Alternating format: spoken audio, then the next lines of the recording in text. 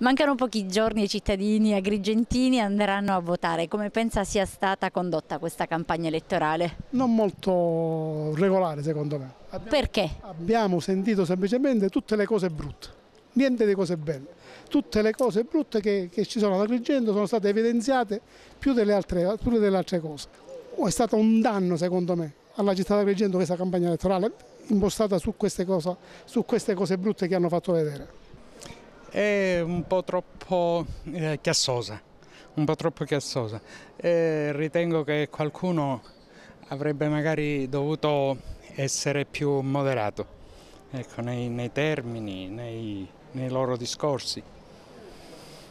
Circa i programmi elettorali, ha le idee chiare? No, non ho idee chiare, assolutamente. Quindi non sono stati chiari i candidati? Non sono stati chiari nel modo più assoluto. Ormai mancano pochi giorni al voto. Come pensa sia andata questa campagna elettorale? Come tutte le altre, guardi, non ho sentito niente di nuovo.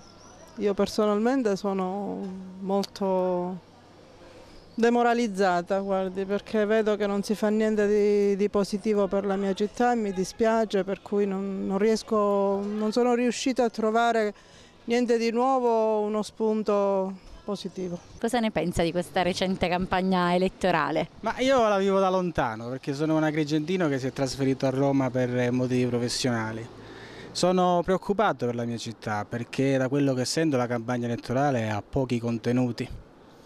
Il numero dei candidati a consigliere comunale lascia immaginare che la partecipazione alla vita pubblica in realtà sia spinta da altre motivazioni, se è vero che buona parte dei candidati non ha un'occupazione stabile. Quindi soffro per la mia città, da lontano è difficile fare qualcosa per Agrigento se non farne una buona pubblicità.